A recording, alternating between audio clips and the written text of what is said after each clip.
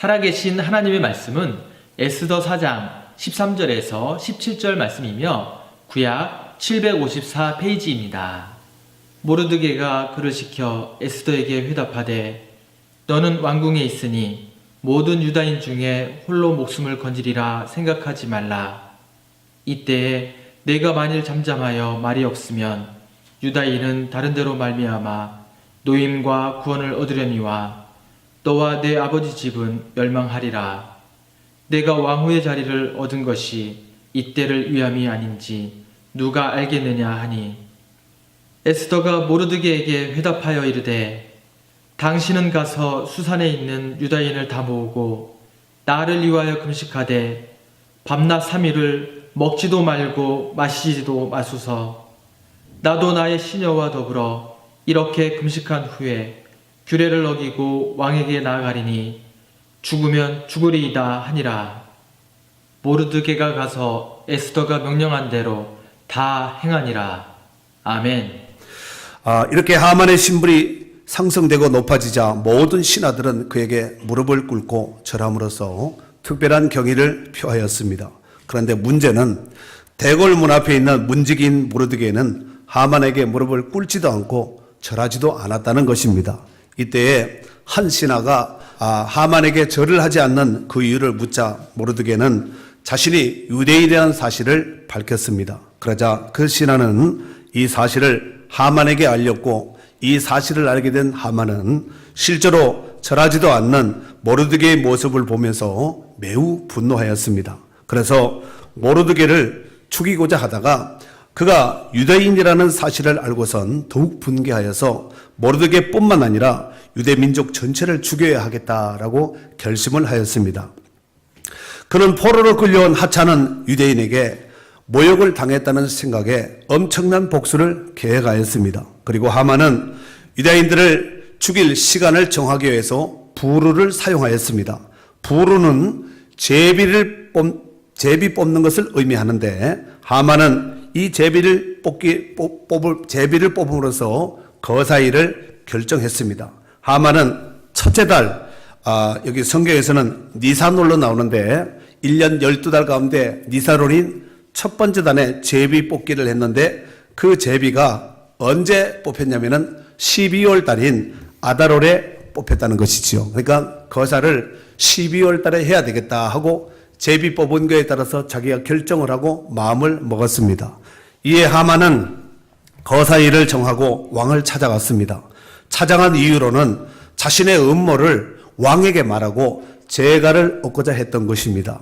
하만은 왕에게 가서 유다 민족이 왕의 법을 지키지 않는다고 거짓 고소를 하였습니다. 따라서 이 같은 유다인들을 처형하는 것이 좋겠다는 이런 제안을 왕에게 하였고 그러면서 왕에게 은 1만 달란트를 내놓으면서 그 일을 허락하시면 제가 은 1만 달란트를 내겠습니다 라고까지 하였습니다.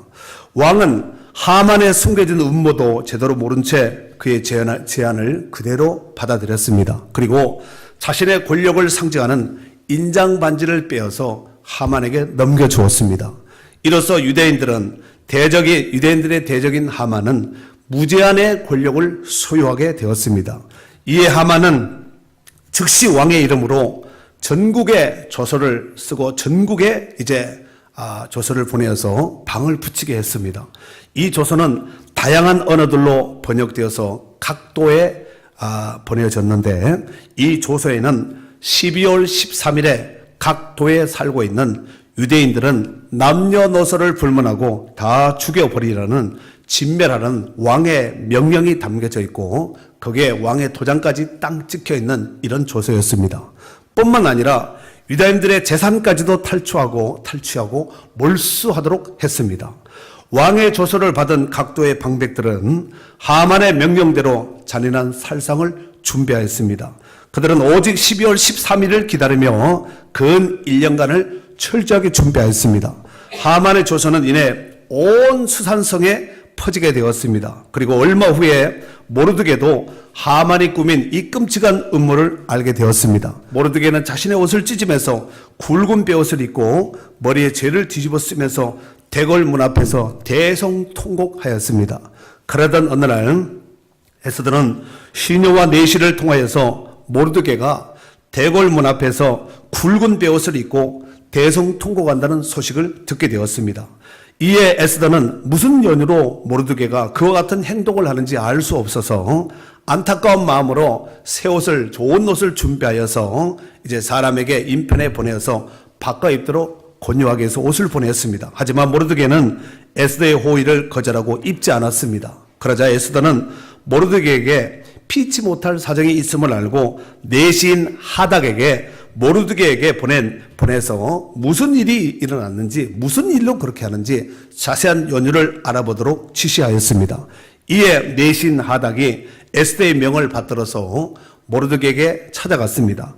하닥은 그에게 어찌하여 공공장소에서 이렇게 굵은 베옷을 입고 대성통곡을 하느냐 하면서 그 연유를 물었습니다. 그러자 모르드게는 하닥에게 하만의 조서의 초본을 주면서 에스더에게 전해드리도록 부탁을 했습니다. 그리고 하만의 모든 음모를 설명하면서 에스더가 왕에게 나가서 그 앞에서 자기 민족을 위하여 간절히 구하고 유대인들의 생명을 구해달라고 간청하라고 부탁하였습니다. 모르드게의 소식을 접한 에스더는 너무나도 놀라 당황하였습니다. 하지만 모르드게의 요청과는 달리 자신에게는 어떤 힘도 어떤 능력도 없음을 에스더는 잘 알고 있었습니다. 에스더는 즉시 모르드게에게 자신의 처지와 생각을 알렸습니다. 곧 자신은 지금 현재 왕 앞에 나아갈 수 없는 입장이라는 것을 밝혔습니다. 당시 페르시아 나라에는 특별한 법이 있었는데 왕이 부르지 않은데 왕 앞에 나온다든가, 나왔다 할지라도 왕이 가지고 있는 이 금호를 내밀지 않은데 왕 앞에 가까이 와서 왕에게 무슨 말을 하면은 그 자리에서 죽이는 법이 있었습니다. 에스더는 비록 왕후이기는 했지만 왕이 자신을 부르지 않은 지가 이미 30일이 되었음을 모르드게에게 알렸습니다. 이에 에스더의 소식을 접한 모르드게는 다시 회답을 보냈습니다. 그 회답의 내용이 바로 오늘 본문에 나와 있는데 우리 한번 다 같이 읽도록 하겠습니다. 13절과 14절이에요. 읽습니다. 시작. 모르드게가 그를 시켜 에스더에게 해답하되 너는 왕궁에 있으니 모든 유다인 중에 홀로 목숨을 건지라 생각하지 말라. 이때 내가 만일 잠잠하여 말이 없으면 유다인은 다른 데로 말미암아 노임과 구원을 얻으려니와 너와 내 집은 멸망하리라. 내가 왕후의 자리를 얻은 것이 이때를 위함이 아닌지 누가 알겠느냐 하니 그랬습니다.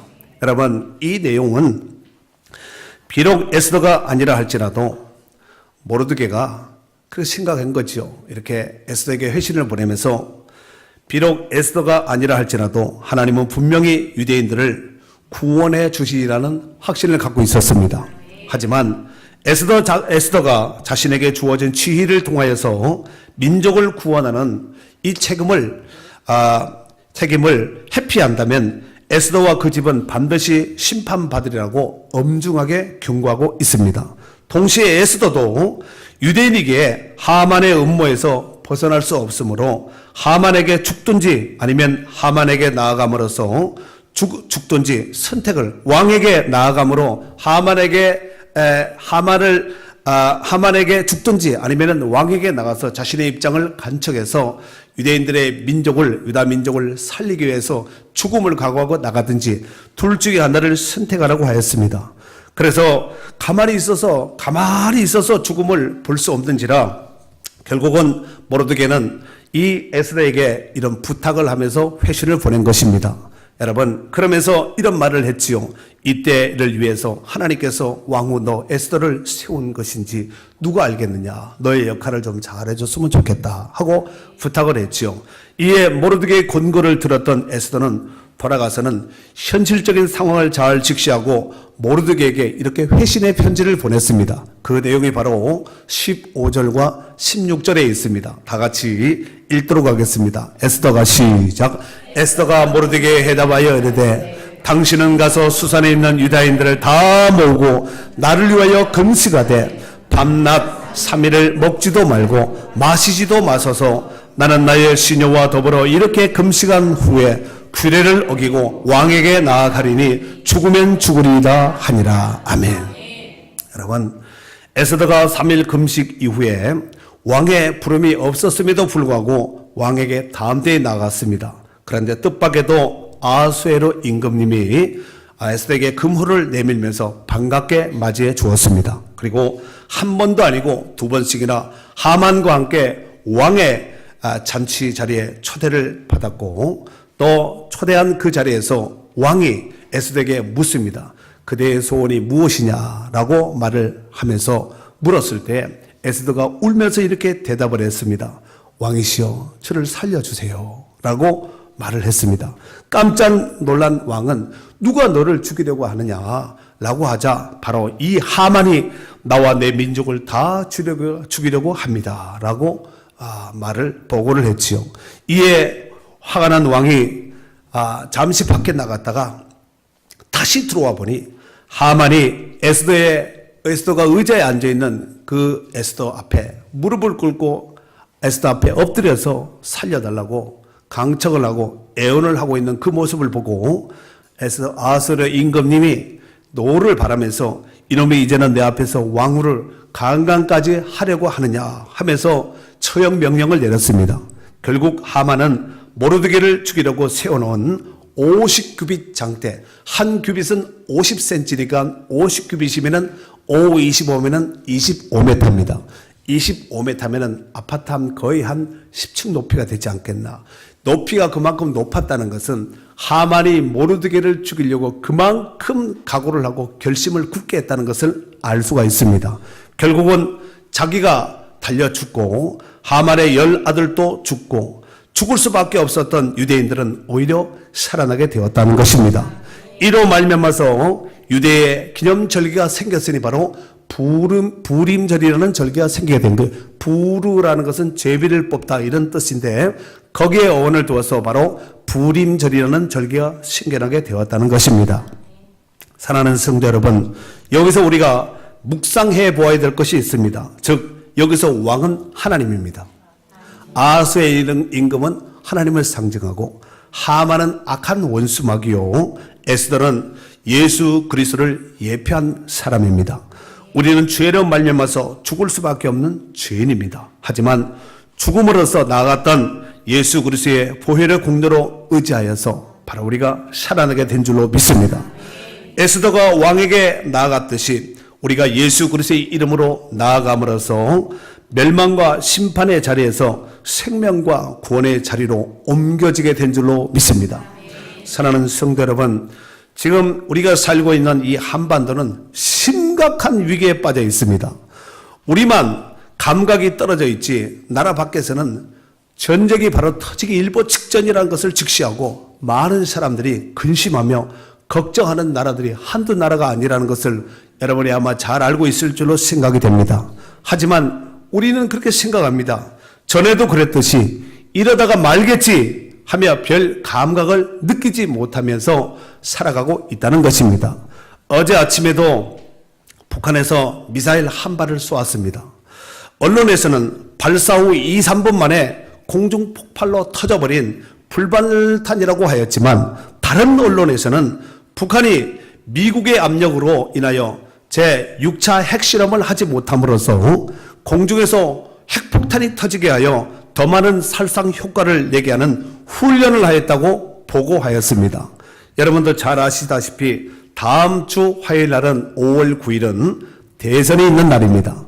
이로 말미암아 이번 주 한 주간은 대선 후보들은 물론이거니와 유세를 지지하는 사람들도 생명을 걸고 유세할 것입니다.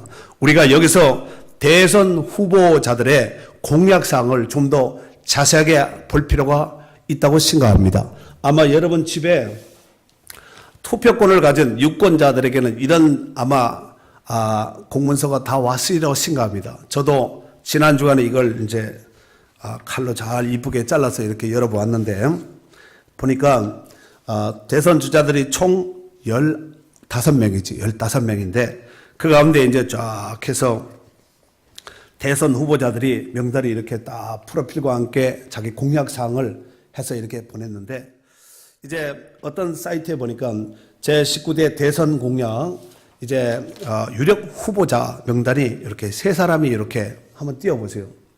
이렇게 해서 여기 다음 카페에 다음 사이트에 들어가서 19대 대선 공약 클릭하면은 바로 이것이 딱 뜹니다. 그래서 대선을 앞둔 시점에 이번 대선이 굉장히 중요하거든요. 그래서 한번 이런 부분은 우리가 나라를 걱정하고 다음 세대를 걱정하는 이런 세대로서 기성세대로서 우리 자녀들 우리 후손들이 잘 되고 이 나라 민족이 건강하게 또 세계 역사 가운데 발자취를 이루면서 계속해서 장족의 발전을 이루면서 나가야 되지 않겠습니까? 그래서 이렇게 대선 유력 후보자 세 사람을 이렇게 정리하는 것이 있어서 이렇게 한번 같이 좀 나눠봤으면 좋겠다. 제가 일일이 자세한 것은 모르겠습니다만은 정리를 너무 간단하게 해놔서 이렇게 한번 보면은 여러분 금방 감을 잡을 수 있을 것 같아서 잘 이렇게 정리하는 거 잠깐 한번 보도록 하겠습니다. 여기 번호가 1번, 2번, 3번이 아니라 213이라고 이렇게 해놨는데 글쎄 어떤 의도로 해놨는지는 모르겠습니다만은 이렇게 이제 213인데 여기 공약 사항에 보면은 첫 번째 국가보안법 폐지해서 국가보안법 제류에 국가보안법 이 홍준표 의원은 폐지하면 안 된다. 그 다음에 문재인 후보는 이제 해야 된다. 그 다음에 안철수 후보는 이제 반대다. 개정해야 된다. 뭐 이렇게 해가지고 국가보안법 폐지에 대해서 안 된다, 된다. 이렇게 이제 논의를 했는데 여러분 제가 이게 설교를 준비하면서 국가보안법에 대해서 내가 한번 자세히 잘 모르니까 뭐 얼른 들어서는 그런가 보다 하는데 여러분 자세한 전문 용어를 좀 알아야 되겠다 해서 한번 사이트에 일일이 들어서 체킹을 한번 해봤습니다. 이 국가보안법이라는 것은 반국가적인 행위입니다. 그러니까 우리나라에서 북한을 찬양한다든가 북한을 위한 단체나 조직을 만든다든가 이게 바로 국가보안법이에요. 대표적으로 그 아래 쭉 보면은 이석희 지난 그 의원이 이것에 대해서 구속되지 않았습니까? 국가보안법이 저촉을 받은 거지요. 그래서 국가보안법 폐지해야 된다. 폐지하면 안 된다. 홍준표 의원. 폐지해야 된다. 문재인 의원. 그 다음에 반대는 하지만 개정을 해야 된다. 개정할 필요가 있대서 안철수 의원이 이렇게 했고, 사드 배치. 이 사드 배치 성주 지역에 지금 보통 심각한 거 아니에요. 그런데 사드 배치 해야 된다. 2번. 처음에는 하지 말아야 된다 하다가 해야 된다. 1번.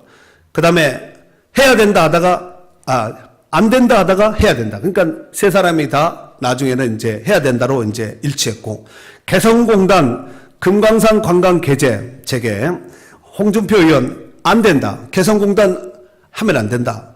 문재인은 해야 된다. 안철수 의원 해야 된다. 그러다가 안 된다. 어떤 의원은 그런 의원도 있었지요.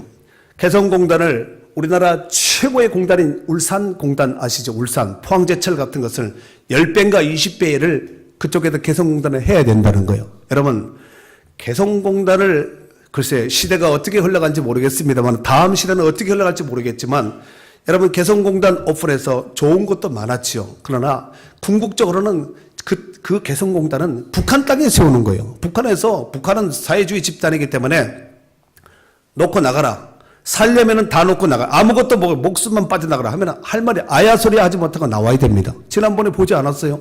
어떤 거는 들고 올 수 없어요.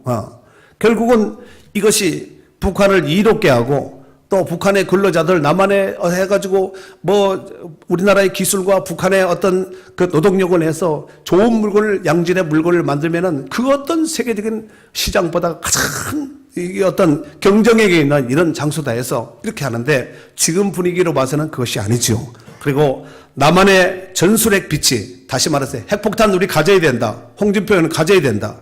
문재인 의원 안 된다. 그 다음에 군 복무기간 단축, 지금이 21개월이죠. 그러니까 1년 9개월이에요. 그런데 홍준표 의원이 단축해서는 안 된다. 문재인은 해야 된다. 안철수는 안 된다. 그 다음에 자유통일과 연방제 통일을 하되 자유통일을 해야 될 것인가, 연방제 통일을 해야 될 것인가. 홍준표 의원 자유통일을 해야 된다. 문재인과 안철수 의원은 연방제로 해야 된다. 여러분, 연방제라는 것이 뭐냐면은 통일을 하면은 먼저 남쪽에서 대통령을 하면은 그 다음에는 북한에서 대통령을 하겠다는 거예요. 무슨 얘기가 이해가 되시죠? 그게 연방제 통일이거든요. 이것은 말도 되지 않는 소리를 한 것이죠. 그리고 이석기 석방, 이석기는 위에 국가보안법에 저촉을 받은 사람인데 여러분 이석기가 뭐라 그랬어요? 북한에서 쳐들어오면은 우리가 경찰서, 군부대, 무기고 다이어서 우리가 남한에서 활동을 하자. 이거 완전 간첩 아니에요? 예. 그래서 이석기 석방, 홍준표 안 된다. 문재인과 안철수는 침묵하고 강성 귀족 노조가 뭔가 하고 봤더니 이 노동 데모를 하는데 전투적 성격을 가진 그 노조를 말하는 거예요. 이걸 철폐해야 된다. 홍준표 해야 된다. 문재인과 안철수는 가만히 있는 거예요. 그 다음에 전교조 개혁, 전교조 촛불의 씨앗이 되고 주력 세력입니다. 이 사람들이 이거 개혁, 홍준표 해야 된다. 문재인, 안철수 침묵. 그 다음에 동성애 결혼. 여러분 지금 동성애가 보통 심각한 것이 아니에요. 여러분 심지어는 군부대 안에도 이 동성애가 있다는 거예요. 그래서 어떤 사령관인가 누가 이 군부대 안에 이 동성애를 지적을 했는데 오히려 그 사람을 막 해가지고 막 감봉을 시키고 이렇게 제재를 가한 거 아마 여러분 뉴스를 통해서 아마 들으셨을 줄로 생각이 됩니다. 군부대 안에 이게 보통 심각한 것이 아니라는 거예요. 여러분 에이즈는 100% 에이즈가 딱 걸렸다. 그럼 100% 나라 국가에서 세금으로 딱 지원한다는 거예요. 그 돈이 어마어마한 돈이라는 거예요. 에이즈 지네끼리 못된 짓 하다가 에이즈 걸렸는데 왜 국가에서 우리 세금을 가지고 그걸 하냐 이거죠. 여러분 어떻게 생각하세요? 그 돈이 보통 돈이 아니라니까요.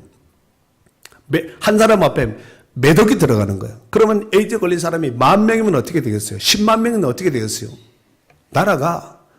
지금 나라가 복지와 기타 그 밖에 세분화돼서 돈 쓸 일이 얼마나 많은데 오히려 써야 될 땐 쓰지 못하고 안 써도 될 때에 쓰지 말아야 될 때 오히려 돈을 쓰는 이런 모습이 아니겠습니까?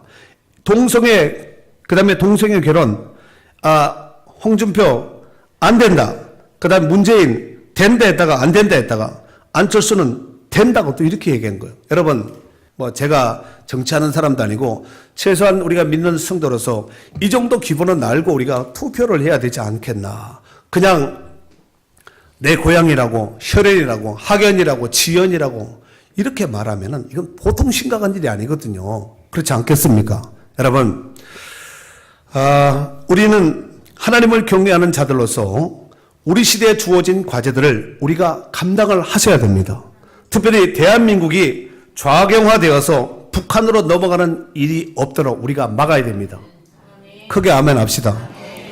우리 선조들이 자유 대한민국을 지키기 위하여 피와 땀을 흘려서 피땀을 흘려서 갖고 온 우리나라가 우리 시대의 그 자유를 제대로 수호하지 못하게 된다면 우리는 물론이거니와 여러분의 자녀 세대 어떻게 될 것인가 끔찍하지 않겠습니까?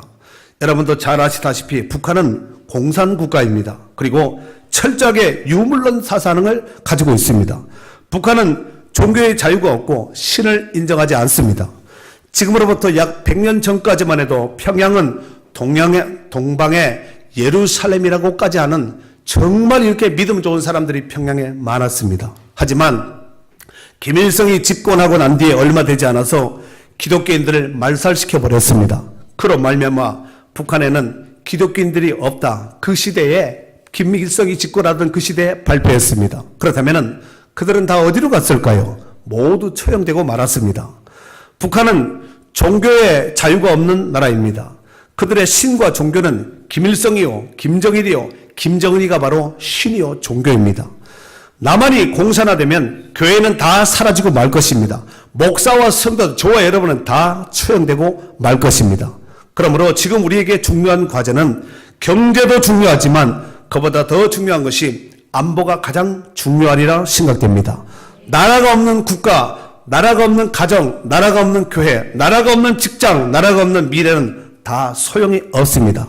여러분 중에서도 기억하시는 분은 기억하시겠지만 1970년도에 월남 폐망 시에 나라가 망하니까 사람들이 살기 위해서 보트를 타고 배를 타고 나와버린 거예요.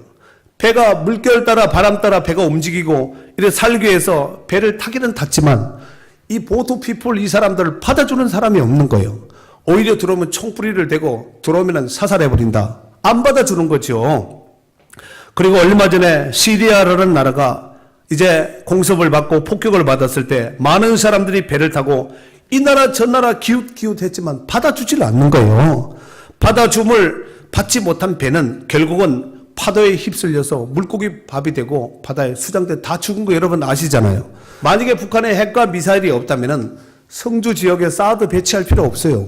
그 왜 배치하겠어요? 트럼프가 그랬다면서요. 우리가 사드를 성주 지역에 북한의 핵을 막게 해서 성주 지역에 이 사드를 배치했으니까 우리나라 한국은 국방비를 더 내야 된다. 약 1조 얼마를 더 내야 된다는 거예요. 여러분 1조가 여러분 얼마나 큰 돈인지 아세요? 이거 만약에 우리나라가 통일이 되고 전쟁이 없다면 그거 안 들어가도 될 돈이거든요. 이러한 때 선거권을 가진 유권자들인 우리는 우리 시대에 주어진 과제들 감당하면서 다음 세대를 위하여서 책임 있는 유권자의 몫을 잘 감당해야 될 줄로 믿습니다. 우리의 손에, 우리의 후손에 자녀들의 생명이 달려있다는 것입니다. 사랑하는 성도 여러분, 우리 시대의 막중한 과제로 주어진 이 과제들을 그저 바라만 보고 뭐 어떻게 되겠지, 누가 하겠지. 저도 사실 이번에 제 마음에 드는 사람이 개인적으로 없어서 투표 안 하려고 그랬어요. 근데 제가 이걸 보고 투표해야 되겠구나 결정을 해버렸습니다.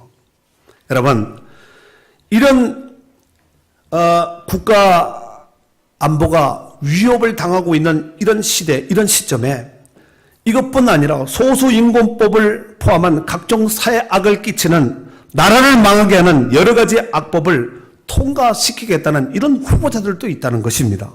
과연 그들이 나라를 사랑하는 자들일까요? 저는 그렇게 생각하지 않습니다. 여러분, 정말로 나라를 사랑하는 자요, 또 하나님을 경외하는 자라면 우리는 최소한 적어도 성경에 입각한 기준을 가진 사람을 뽑아야 될 줄로 믿습니다. 설령 그 후보가 그 대해서 내가 뽑아야 될 사람 믿지 않는 사람이 설령 있다 할지라도 최소한 인간의 기본적인 도덕심을 가진 자를 우리가 뽑아야 되지 않겠냐 이거예요. 그리고 또 중요한 것은 하나님을 경외하는 성도들이라면 이러한 때 무엇보다도 깨어서 기도해야 됩니다. 이 위기의 때에 기도하지 않으면 결국은 나라는 알아서 망하든가 말든가 이것과 다를 바가 없습니다. 여러분, 오늘 에스더는 오늘 16절 하반절에 보니까 규례를 어기고 왕에게 나아가리니 죽으면 죽으리이다. 죽으면 죽으리이다. 각오로 금식하며 왕 앞에 나가 사명을 감당하였듯이 우리도 죽을 각오로 기도하면서 우리에게 주어진 과제들을 감당해야 될 줄로 믿습니다. 사실 주일날 이 정치 이야기를 제가 이 단에서 한다는 것은 제가 아마 이렇게 하는 것은 목회하면서 처음이에요. 지금 오늘 처음 하는 거예요. 그런데 제가 왜 이렇게 하는가? 저도 목사이지만 대한민국의 국민의 한 사람이고 투표권을 가진 사람입니다. 그리고 이 사실을 여러분들이 사실 안다고 하지만 텔레비 보고 뭐 이렇게 논평하고 안다고 하지만 그 1시간, 2시간 이상 되는 이런 시간에 그 앉아서 텔레비를 보고 앉아있는 사람이 얼마나 되겠습니까? 그리고 안다 할지라도 거기 나온 것이 전부가 아니거든요. 나와서 손 쌈박질만 하고 옛날 과거 얘기만 하고 미래 지향적인 국가 변경 대계를 논하는 이런 자리에서 오히려 과거에 뭐 했던 거 다 해가지고 오히려 헐뜯고 흠짓고 이런 것만 일삼는 이런 후보들의 똑같습니다. 보니까 다 똑같아요. 그래도 그나마 좀 나은 후보를 뽑아야 되지 않겠습니까? 정말 나라를 사랑하고 사회에 플러스 알파 득을 끼치고 유익을 끼치는, 그래서 우리나라의 국가 장래의 전망을 밝게 하는 이런 후보를 뽑아야지 내가 좋아한다고 학연이라고 지연이라고 아는 사람이라고 친척이라고 이래서 뽑아버리면 나라는 어떻게 되겠습니까? 여러분, 친척이 나라를 살리고 그렇게 하겠습니까? 여러분, 정말 바른 정신을 가지고 확실한 국가관을 가지고 있어야 됩니다. 그렇지 않겠습니까? 정말로 나라와 민족을 살릴 수 있는 자가 누구인지 정확하게 알고 살펴서 잘 뽑아서 이 위기를 극복하고 모두가 살아날 수 있는 기회가 되고 전화위복의 기회가 될 줄로 믿습니다. 에스겔서 22장 30절과 31절에 보면은 에스겔 시대에 하나님께서 이렇게 말씀을 하죠. 이 땅을 위하여 성을 쌓으며 성 무너진 데를 막아서서 나로 하여금 멸하지 못하게 할 사람을 내가 그 가운데서 찾다가 찾지 못하였으므로 내가 내 분노를 그들 위에 쏟으며 내 진노의 불로 멸하여 그들 행위대로 그들의 머리에 보응하였느니라. 주 여호와의 말씀이니라. 여러분, 이게 무슨 말씀이냐면은 나라를 위해서 하나님께서 심판하려고 재앙을 쏟으려고 하나님이 계획하셨는데 전 세계 나라를 이렇게 유다 나라를 살펴보니까 이것을 놓고 기도하는 자가 하나님 이 심판을 보류해 주세요. 이 민족을 살려주세요. 우리를 멸망치 않도록 다시 한번 기회를 주세요. 이렇게 막아서서 기도하는 자가 한 사람도 없었다는 거예요. 내 앞에 기도하며 믿음으로 막아선 자가 한 사람도 없음으로 인해서 내가 결국은 심판하고 말았다는 것입니다. 여러분, 그저 망하는 무너내리는 이 나라의 운명 앞에 책임지고 다가서서 하나님, 제가 기도하겠습니다. 제가 바로 서겠습니다. 여러분, 공의를 행하는 한 사람, 어떤 집단과 어떤 단체보다가 심지어 나라 민족보다가 공의를 행하는 한 사람 하나님이 얼마나 기뻐하십니까? 그 한 사람으로 인해서 하나님의 진노가 막아지고 하나님의 심판이 사라진다면, 없어지게 된다면, 유보된다면 얼마나 감사할 일이겠습니까? 사랑하는 성도 여러분, 시편 50편 15절 말씀에 보니까 환난 날에 나를 부르라. 내가 너를 건지리니 내가 나를 영화롭게 하리라 했고, 예레미야 33장 3절에 보면은 너는 내게 부르짖으라. 내가 내게 응답하겠고 내가 알지 못하는 크고 은밀한 일을 내게 보리라고 말씀하셨습니다. 사랑하는 성도 여러분, 기도하는 나라는 아무리 어떤 위기와 사면초가의 상황 가운데 있다 할지라도 절대로 결단코 망하지 않습니다. 하나님이 지키시고 하나님이 보호하시기 때문에 그렇습니다. 우리의 선조들이 그런저런 위기를 만났을 때 하나님의 도우심을 구하며 기도하였듯이 오늘날 우리도 깨어서 기도하고 나라 민족을 이 위기 속에서 구원해내고 하나님의 선하신 뜻을 이룰 수 있는 정말 이 시대에 이때를 위한 필요한 사람을 또 투표해야 되지 않겠습니까? 이 세 사람은 눈여겨볼 필요가 있습니다. 왜냐하면 가장 유력한 후보자이기 때문에 그렇습니다. 이 위기 때에 하나님께서는 우리 민족을 변함없이 사랑한다는 것을 그 징표로 보여주는 것이 바로 이 위기 때 이 나라를 구원하고 이 위기를 타개할 수 있는 그 사람을 반드시 세우리라고 믿습니다. 우리가 이것을 알고 투표를 하고 이거를 알고 기도해야 되는 것이지 그냥 알아서 하나님 알아서 역사에 중한다 하나님 알아서 해주세요. 물론 하나님 알아서 하시죠. 그러나 우리가 돌아가는 상황을 정확하게 알고 기도하는 것은 하나님의 마음을 더욱더 움직일 수가 있고 이 나라를 사랑하는 그 징표가 될 수가 있습니다. 다시 한번 대선을 앞둔 이 시점에서 이번 한 주간 정말 특별 기도회를 새벽 기도를 하든가 저녁 기도를 하든가 여러분 시간 나는 대로 하여튼 기도하셔야 됩니다. 기도하지 않으면 다 죽습니다. 멸망합니다.